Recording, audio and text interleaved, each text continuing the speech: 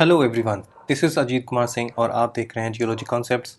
ये सितंबर के second week का थर्ड वीडियो है। दो वीडियो जो अगर आपने नहीं देखी हैं तो पहले उसका डिस्क्रिप्शन में लिंक देख करके आप उसको देखिए और ये फिर थर्ड वीडियो आप देखिए। ओके, इसके अंदर कुछ टॉपिक्स जो हमने लिए हैं वो इस तरीके से है। जो फर्स्ट है वो वन वाटर अप्रोच है जो कि काफ़ी इंपॉर्टेंट है। इसको एग्ज़ाम में आने के chances is very high, right. Sorry. Then windfall tax है। SDR and SDA again very important, right? SCO important. Green Fins Hub very important. Then XR technology यानी extended reality technology again very important. Nuclear reaction just एक information की तरीके से है. Color revolution just to increase your information. तो यहाँ पे हम देख रहे हैं कि कुछ 4-5 टॉपिक्स जो है वो काफ़ी इंपॉर्टेंट है. At least 4 topics are very very important. चलिए हम आगे बढ़ते हैं, देखते हैं पहले वन वाटर अप्रोच क्या है।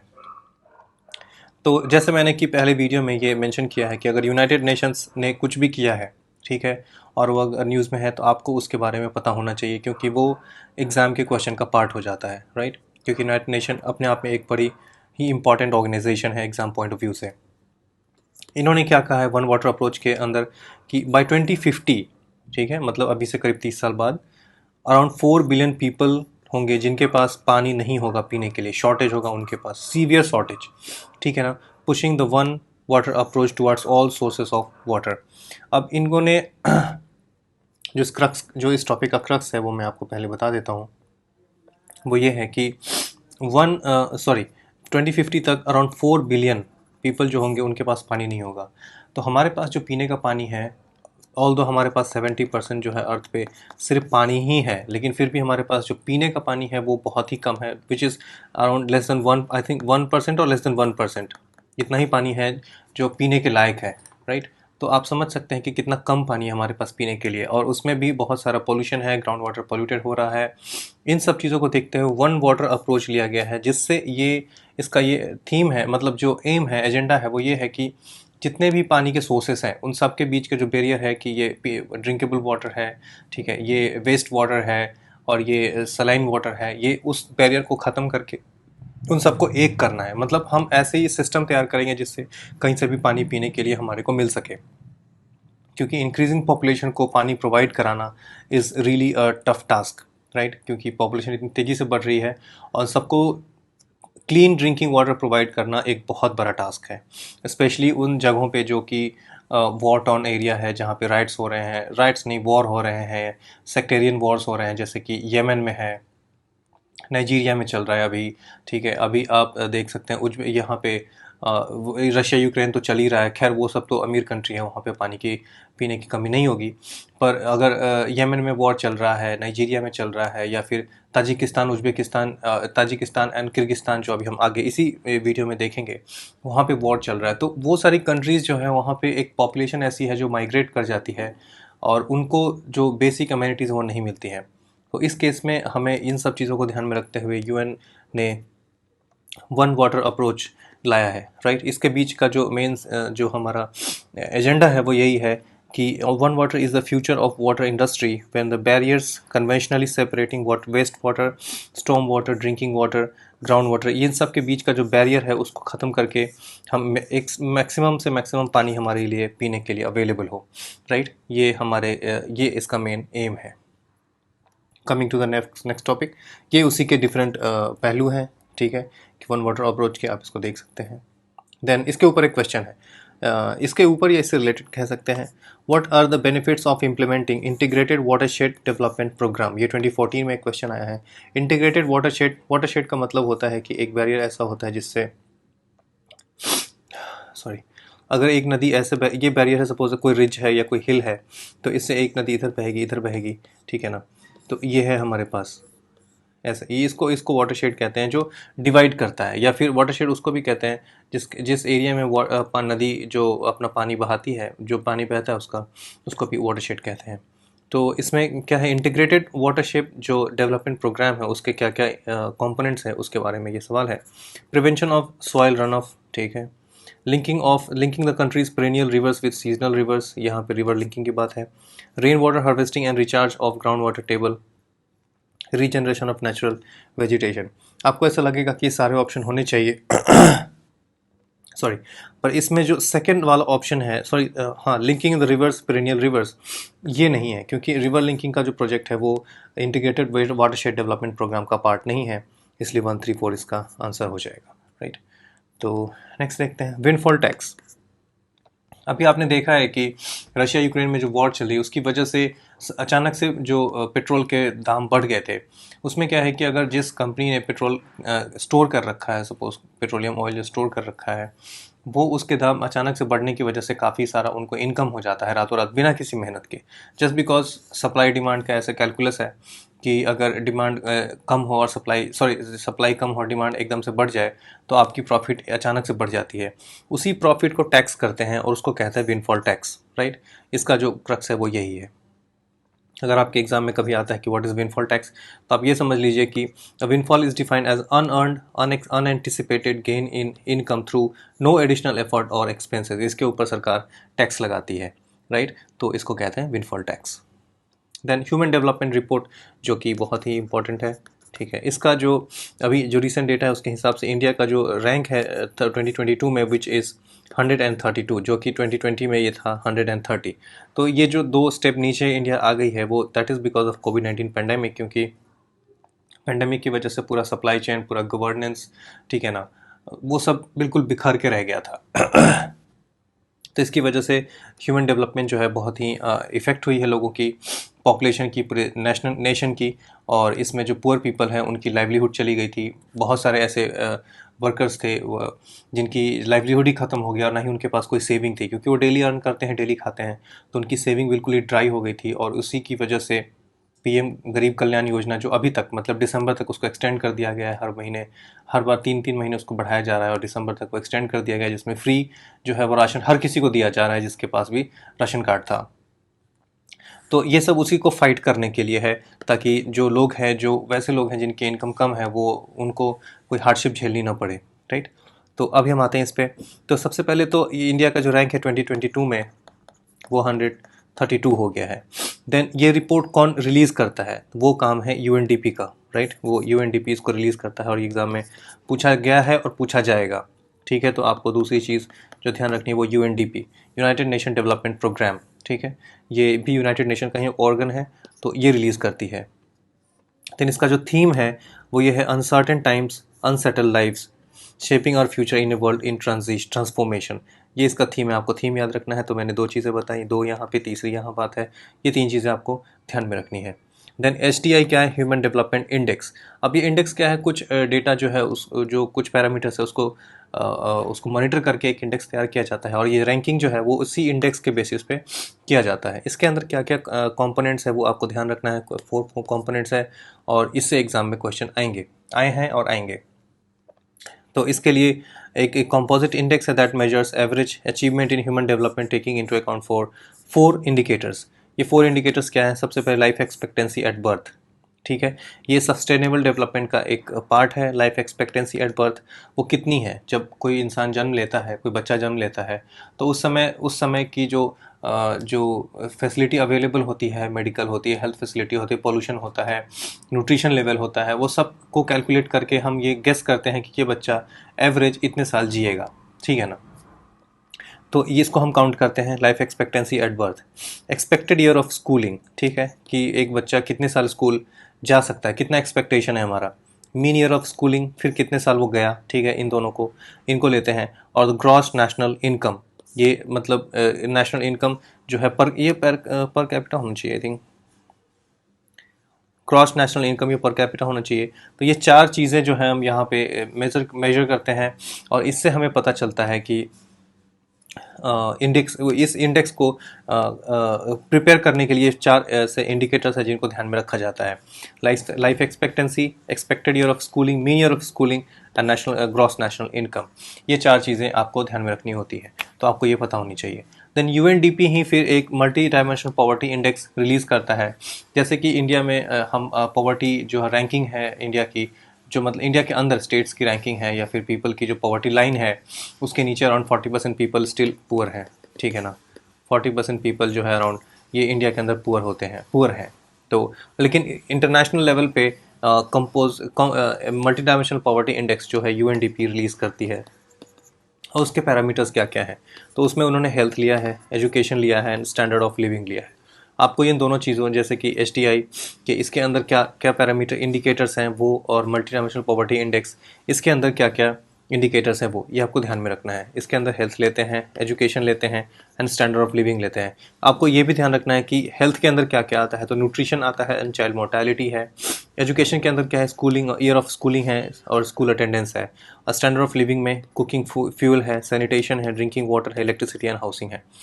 ये सारे पैरामीटर्स अगर आप ध्यान में रखेंगे तो एग्ज़ाम में इससे ज़्यादा और कुछ नहीं पूछेगा, इससे ज़्यादा अंदर जाके कुछ नहीं पूछते हैं। तो इतना तो आपको ध्यान में रहना चाहिए, राइट। देन हम इस पे क्वेश्चन देख लेते हैं। The multi dimensional poverty index developed by Oxford poverty and human development initiative with UNDP support covers which of the following. ठीक है, तो जो पहला ऑप्शन है आपका, deprivation of education, health, assets and services at household level. ठीक है, समझ में आ रहा है। Purchasing power parity at national level, extended extent of budget deficit and GDP growth rate at national level. तो एक तो इसमें बजट डेफिसिट की बात कर रहा है, तो आपको समझ में आना चाहिए कि पीछे हमने कहीं भी बजट डेफिसिट की बात नहीं पढ़ी है। तो 3 खत्म 3 खत्म 3 खत्म, यानी कि ओनली 1 इसका ऑप्शन हो जाना चाहिए। अब हम ऑप्शंस देख लेते हैं। तो जैसे हमने MPI अभी देखा है, मल्टी डायमेंशनल पॉवर्टी इंडेक्स, उसके अंदर एजुकेशन, हेल्थ एंड एसेट तो अभी हमने जस्ट देखा है, ठीक है, तो ये तो है ही। लेकिन परचेजिंग पावर पेरिटी नहीं थी वहाँ पे, राइट। तो परचेजिंग पावर पेरिटी नहीं थी, यानी कि 2 भी नहीं है। लेकिन अगर आपको याद नहीं भी है और एग्जाम में आप बैठे हैं तो आपको ध्यान में आ जाना चाहिए कि बजट डेफिसिट जैसी कोई चीज़ नहीं थी वहाँ पे पॉवर्टी में। तो हम इसको वैसे ही 3 कट करेंगे तो सिर्फ ये बच जाएगा। और UPSC में ऐसे बहुत सारे क्वेश्चंस होते हैं जिसके अंदर एलिमिनेशन से हम क्वेश्चन को सॉल्व करते हैं, राइट। आगे आते हैं, Shanghai cooperation organisation SCO summit 2022, ये उज्बेकिस्तान में हुआ है। The place is Samarkand. आपको ये ध्यान रखना है क्योंकि ये क्वेश्चन में आने के बहुत ही हाई चांसेस हैं कि एग्जाम में ये आएगा कि SCO समिट जो 2022 हुआ है वो कहाँ पे हुआ है। So that place is Samarkand, country is Uzbekistan, right. तो इंडिया जो है 2023 का जो प्रेसिडेंट होगा इंडिया 2023 का संघाई कोऑपरेशन ऑर्गेनाइजेशन का, और इंडिया 2023 में G20 का भी प्रेसिडेंट होगा। तो आपको ये ध्यान रखना है कि 2023 में शंघाई एंड G20 दोनों की प्रेसिडेंटशिप इंडिया के पास आने वाली है, राइट। अब हम देख लेते हैं SCO के बारे में कुछ कि वो क्या चीज़ है। It is a permanent intergovernmental international organisation. अब इसका मतलब क्या होता है? इंटर गवर्नमेंटल का मतलब होता है कि इसके मेंबर्स जो है वो सिर्फ गवर्नमेंट होंगे, कोई प्राइवेट बॉडी, कोई प्राइवेट कंपनी या फिर कोई NGO ऐसा कुछ नहीं होगा। उसके अंदर सिर्फ गवर्नमेंट होगी, ठीक है। अलग अलग गवर्नमेंट, अलग अलग स्टेट्स की, अलग अलग स्टेट कहने का मतलब अलग अलग कंट्रीज़ की गवर्नमेंट होगी उसकी member, right. It was created in 2001। इसकी चार्टर 2002 में साइन की गई थी और 2003 में वो उसको फोर्स में लाया गया। It is a Eurasian political, economic and military organisation. मतलब ये सिर्फ पॉलिटिक्स और इकोनॉमिक्स नहीं बल्कि मिलिट्री पे भी ध्यान देती है। मतलब इसकी एक मिलिट्री भी होगी जो अगर ज़रूरत पड़े तो जाके फाइट कर सकती है मेंबर कंट्रीज़ की तरफ से, right. Then aiming to maintain peace, security and stability. Obviously military है तो पीस और सिक्योरिटी एंड स्टेबिलिटी मेंटेन करेंगे। It is seen as a counterweight to North Atlantic, यानी कि NATO, North Atlantic Treaty Organisation, उसको एक balance करने के लिए एज ए काउंटर वेट हमने जो यूरेशियन कंट्रीज़ है, सपोज इसके 9 मेंबर स्टेट्स हैं, उन्होंने मिलके इसके अंदर, ये 9 मेंबर स्टेट्स है करंट मेंबर्स, तो इन्होंने मिलके एक नेटो को बैलेंस करने के लिए ऐसा बना रखा है। और इसके अंदर चाइना है, ये चाइना है, तो चाइना आप समझ सकते हैं कि नेटो के अंदर USA इज़ द मेजर, मतलब सबसे बड़ी सुपर पावर मेजर है उसके नेटो के अंदर। तो चाइना ने अपनी तरफ से एक बनाया है जो कि SCO है, राइट।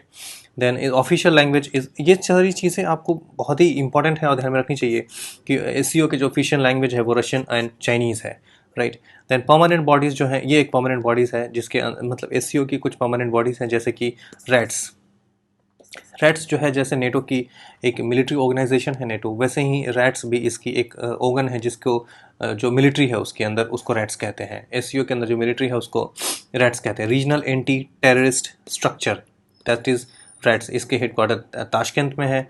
देन SCO की सेक्रेटेरिएट जो है वो बीजिंग में है, राइट। देन चेयरमैनशिप जो है हर साल इसकी चेंज होती है और मेंबर स्टेट्स में रोटेट करते रहती है। इंडिया और पाकिस्तान दोनों 2017 में ऐड हुए थे, ठीक है ना।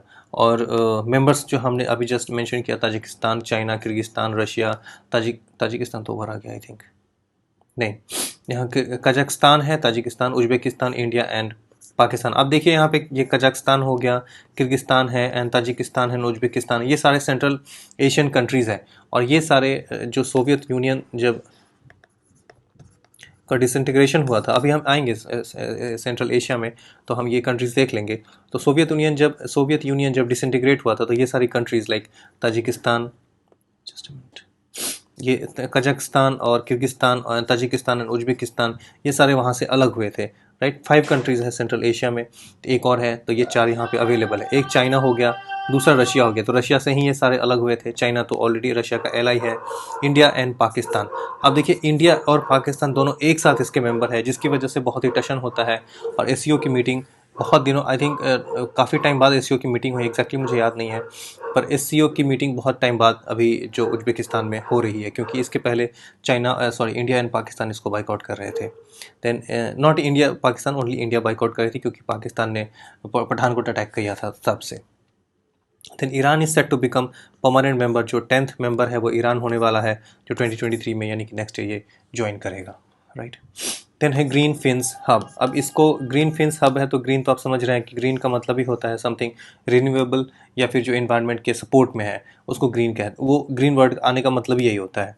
फिन्स तो आप समझ रहे हैं पंख होती हैं, हब तो एक सेंटर होगा। तो ये यूएनईपी यानी कि यूनाइटेड नेशन एनवायरनमेंट प्रोग्राम जो है उसने एक ग्रीन फिन्स हब लाया है। इसका मतलब ये है कि इनका टारगेट है कि जो मरीन टूरिज़्म है, ठीक है ना, मतलब जो लोग टूरिस्ट आते हैं और समुद्र में जा कर के डाइव करते हैं, वहाँ पे कोरल रीफ्स देखते हैं, अंदर की जो जो लाइफ है उसको देखते हैं और उसको एंजॉय करते हैं, तो उसको सपोर्ट करने के लिए, उसको प्रमोट करने के लिए ग्रीन फिन्स हब लाया गया है। और इसको मॉनिटर भी करेंगे ताकि जो एनवायरनमेंट को नुकसान ना पहुँचे, ठीक है। एक कंट्रोल्ड वे और मॉनिटर्ड वे में वो टूरिज़्म को सपोर्ट करना चाहते हैं। ये है ग्रीन फिन्स हब। तो इसमें जो इंपॉर्टेंट चीज़ है वो ये है कि ये इसका जो ऑर्गेनाइज़र है वो यूएनईपी है, मतलब कंट्रोल यूएनईपी के पास होगा, यूनाइटेड नेशंस एनवायरमेंटल प्रोग्राम के पास इसका कंट्रोल होगा, राइट। ये टूरिज़्म को यानी कि मरीन टूरिज़्म को इंडस्ट्री को बूस्ट करने के लिए है, राइट। देन ठीक है, green is a global digital platform, ठीक है। It aims to protect coral, हाँ ये इसका एम है। It aims to protect coral reefs through environmental friendly guidelines, promoting sustainable diving and snorkelling. Snorkelling भी डाइविंग ही होती है एक तरीके से, जब आप पूरे डाइविंग के लिए मास्क वगैरह लगा के जब घुसते हैं अंदर तो उसको स्नॉर्केलिंग कहते हैं। It provides the only internationally recognised environmental standards for marine tourism and robust. अब मरीन टूरिज्म के लिए एक ही जो फर्स्ट टाइम ये बनाया गया है जो इन्वायरमेंटली एक्सेप्टेड होगा और पूरे वर्ल्ड के अंदर जो डाइविंग जो स्पोर्ट है उसको मॉनिटर करेगा और सपोर्ट भी करेगा और प्रमोट भी करेगा। तो दिस इज़ इम्पॉर्टेंट, आपको ध्यान में रखना है ये। Then the next thing is, okay, हमारे पास एक क्वेश्चन है। Consider the following statements, most of the world's coral reefs are in tropical waters. तो ओके, अगर आपको कोरल रीफ के बारे में पता नहीं है तो ये जस्ट एक मैं बता दूं कि ये हमारा सपोज इक्वेटर है, ठीक है ना, ये ट्रॉपिक ऑफ कैंसर है और ये ट्रॉपिक ऑफ कैप्रिकन है, राइट। अब ये अराउंड 23.5, ये 23.5, इसके बीच में टेम्परेचर काफ़ी हाई होती है, मैक्सिमम टेम्परेचर होती है। तो कोरल रीफ्स जो हैं वो इसी के अंदर, इसी बीच में, मैक्सिमम कोरल रीफ्स जो है वो इसी बीच में है, क्योंकि कोरल रीफ्स को सर्वाइव करने के लिए जो आइडियल टेम्परेचर है वो 22 डिग्री सेंटीग्रेड होती है, जो कि इस इक्वेटर के पास यानी कि ट्रॉपिकल एरिया में अवेलेबल होता है। तो मोस्ट ऑफ द कोरल जो है वर्ल्ड के वो ट्रॉपिकल वाटर्स में है, which is absolutely true. More than 1/3 of the world's coral reefs are located in the territories of Australia, Indonesia and Philippines. अब इसके लिए क्या है कि आइलैंड्स जितने भी हैं, आइलैंड कंट्रीज है, जैसे ऑस्ट्रेलिया भी है, आप देखें तो एक तरीके से एक आइलैंड कंट्री है, ऑल्दो वो बहुत बड़ी है आइलैंड्स के हिसाब से, पर स्टिल वो एक आइलैंड जैसी ही है। तो जो ग्रेट बैरियर रीफ है वो ऑस्ट्रेलिया के पास में ही है और वो दुनिया की सबसे बड़ी कोरल रीफ है। तो ऑस्ट्रेलिया मतलब आप ये सेकंड ऑप्शन भी है वो भी करेक्ट है, क्योंकि 1/3 ऑफ वर्ल्ड्स कोरल रीफ जो है वो इसी 3 कंट्रीज़ के आसपास है। Coral reefs host far more animal phyla than those hosted by tropical rainforest. अब इसके बारे में हमें कुछ ज़्यादा शॉर्ट ही नहीं है, तो इसको हम देखते हैं कि ऑप्शन में क्या है। फर्स्ट ऑप्शन सही है, दूसरा भी सही है, तो 1 2 तो यहाँ है, लेकिन यहाँ पे 1 2 3 भी है। तो ये एक्चुअली जब हम इसको देखेंगे कि कोरल रीफ्स के अंदर जो जो डाइवर्सिटी है, ठीक है ना, एनिमल फाइला की, वो बहुत ही ज़्यादा है, more than tropical rain forest, क्योंकि अंदर बहुत ही वैरायटी के जो लिविंग बींग्स है वो रहते हैं कोरल रीफ्स के अंदर। तो दैट्स वाई कोरल रीफ को सेव करने के लिए बहुत ही बड़े पैमाने पर, बहुत ही लार्ज स्केल पे मूवमेंट चलाई जाती है ताकि कोरल रीफ को हार्म होने से बचाया जा सके। So answer is D. Then extended reality, X R stands for extended reality technology. तो इसके बारे में अभी एक हमें समझ में आना चाहिए कि एक ए आर होता है augmented reality, M R mixed reality and V R virtual reality, और इन सबको जब एक साथ कंबाइन कर दें that thing is called extended reality, right. इन सबको एक कलेक्टिव टर्म जो है, collective term applied to immersive experiences incorporating varying degree of digital and real information, इसको कहते हैं एक्सटेंडेड रियलिटी। ये सब इसके एक साथ, ये तीनों जो है इसके अंदर आ जाएंगे। एक्सटेंडेड रियलिटी एक अम्ब्रेला टर्म है, एक्सटेंडेड रियलिटी, जो इन तीनों टर्म्स को इनकॉर्पोरेट करती है। अब देखते हैं हम पहले ऑगमेंटेड रियलिटी क्या है। Users view static digital information और visual elements integrated into the real environment। अब जैसे गूगल ने एक, सबके फ़ोन में, मेरे फ़ोन में है, गूगल ने एक फैसिलिटी दी है कि आप जैसे एक उस पर टाइगर सर्च कीजिए तो उस वहाँ पे टाइगर की एक छोटी सी एक ऐसे मूविंग वीडियो आएगी छोटी सी, जिसको आप अपने उसको कैमरा ऑन करके आप अपने कमरे के अंदर ऐसे आपको देखने पे लगेगा कि वो टाइगर जो है आपके कमरे में ही है। वो जो है ऑगमेंटेड रियलिटी है, क्योंकि वो टाइगर जो है तो वो वर्चुअल, पर उसको ऐसे एडजस्ट, मतलब उसको ऐसे इनकॉर्पोरेट कर देती है आपके कैमरे के थ्रू आपके इमेजिनरी वर्चुअल लाइफ में, कि आपको ऐसा लगता है कि वो टाइगर जो है आपके कमरे में है। तो that is augmented reality. Mixed reality, users interact with user interacts with responsive virtual elements integrated into the real environment। अब यहाँ क्या है कि उस टाइगर को उसके साथ आप इंटरेक्ट नहीं कर सकते, पर इस केस में क्या है, आप टाइगर के साथ इंटरेक्ट कर सकते हैं, विच इज़ मिक्स्ड रियलिटी, मतलब आपको इंटरेक्ट करने की ऑप्शन दी जाती है। देन वर्चुअल रियलिटी, अब इससे एक डिग्री और ऊपर जाइए और आप यहाँ पे immersed in interactive digitally generated environment. अब यहाँ पे जो बहुत सारे गेम्स आ गए हैं जिसके अंदर आपको ऐसा लगेगा कि आप उसके अंदर घुस गए हैं और आप खुद ही उस गेम को खेल रहे हैं। जैसे कि एक कार गेम है, कार रेसिंग गेम है, मुझे उसका नाम है असफाल्ट, ठीक है ना। अगर उसको हम मिक्स्ड वर्चुअल रियलिटी में ले जाएं तो आपको ऐसा लगेगा कि now you are driving the car, ठीक है ना, और वो फील आएगा कि आप उड़ रहे हैं, आपने कार को टक्कर मारी है, वो कार जैसे घूम रही है तो फिर वैसे आप भी घूमेंगे, right. So this is virtual reality. और इन सबको जब एक साथ मिला दिया जाता है और इसके साथ और भी, जैसे मेटावर्स, ठीक है ना, इसके ये पता नहीं है क्यों यहाँ पे मेटावर्स का मेंशन नहीं है। मेटावर्स तो आपने सुना ही होगा, फेसबुक ने लॉन्च किया है, ठीक है, मेटावर्स। तो metaverse is nothing but extended reality, ठीक है ना। उसके अंदर सब कुछ अवेलेबल होगा। इट्स लाइक आप एक दूसरी दुनिया में चले जाएंगे जहाँ पे सब कुछ अवेलेबल होगा, राइट। अब इसके बेनिफिट्स क्या हैं एक्सटेंडेड रियलिटी और इसका यूज़ क्या है। सबसे पहले तो इसका जो एप्लीकेशन अगर हम देखें तो ये है कि मेडिसिन के अंदर जो डॉक्टर्स ऑपरेट करते हैं पेशेंट के ऊपर, तो वहाँ पे अब हमें पेशेंट या फिर बॉडी नहीं चाहिए, जैसे मुन्ना भाई में एक बॉडी लेके आ जाता है, that thing is will not be any more required. आपको क्या है, वहाँ पे जो एक्सटेंडेड रियलिटी के थ्रू एक ऐसी सेटअप तैयार की जाएगी जिसके अंदर आप खुद ऑपरेट करके देख सकते हैं और आपको लगेगा कि you are doing real operation, ठीक है। तो मेडिसिन में बहुत बड़ा इसका यूज़ है। देन रिटेल में अगर आप देखें तो आप जैसे सपोज अमेज़न पे ब्राउज़ कर रहे हैं और आपको कुछ पसंद आ गया, कोई शर्ट या पैंट या फिर कोई साड़ी या फिर कुछ भी ड्रेस आपको वहाँ पसंद आ जाता है, तो now you can try there and there. आप उसको वर्चुअली ट्राई कर सकते हैं और उसके बाद आप देख सकते हैं कि कैसा लगता है। तो इससे बिजनेस को बहुत बूस्ट मिलेगा। तो this is extended reality, extended technology, extended reality technology. उसके बाद न्यूक्लियर फ्यूजन रिएक्टर है, रीचेस 100 मिलियन डिग्री सेल्सियस। ये एक साउथ कोरिया की, सॉरी, साउथ कोरिया में एक प्लेस जो एक फैसिलिटी है, research facility, Tokamak advance research KSTAR nuclear fusion. यहाँ पे कुछ सन के कोर में जितनी टेम्परेचर है उससे 7 टाइम्स ज़्यादा टेम्परेचर इन्होंने रीच कर लिया है, बस इतना ही है। और न्यूक्लियर फ्यूजन कैसे वर्क करता है you all know. Then colour revolutions की अगर हम बात करें तो कलर रिवोल्यूशंस एक्चुअली ये जितने भी एंटी रिजीम रिवोल्यूशंस हुए हैं, जैसे सोवियत यूनियन जब डिसइंटीग्रेट हुआ, राइट, तो सोवियत यूनियन जब डिसइंटीग्रेट हुआ तो उससे जो सेंट्रल एशियन कंट्रीज़ थी वो जब वहाँ से अलग हुए तो वहाँ पे सोशलिज्म का मतलब ही है कि तानाशाह, लाइक डिक्टेटरशिप। तो जैसे स्टालिन ने वहाँ पे लोगों के हाल कर रखे थे, तो जो स्टेट्स वहाँ से डिसइंटीग्रेट हुए उनके भी अंदर वो एक फील थी, ठीक है, डिक्टेटरशिप की। तो वहाँ पे एंटी रिजीम मूवमेंट्स हुए जिसको कलर रिवोल्यूशन कहा जाता है। तो जहाँ भी एंटी रिजीम मूवमेंट्स होती हैं उनको कलर रिवोल्यूशंस एक कॉमन टर्म दिया जाता है। तो ये कलर रिवोल्यूशंस है। अलग अलग कंट्रीज़ में अलग अलग रिवोल्यूशंस हुई हैं। जैसे जॉर्जिया में रोज़ रिवोल्यूशन कहते हैं, orange revolution in Ukraine, and 2004 में ट्यूलिप रिवोल्यूशन इन किर्गिस्तान। इन सबको कंबाइंड एक कलर रिवोल्यूशन का नाम हम दे सकते हैं। उसके बाद वेस्ट एशिया में तो आप समझ रहे हैं कि जो वहाँ पे जो इस्लामिक रूल है उससे बचने के लिए वहाँ पे भी रिवोल्यूशंस हुए हैं। जैसे कि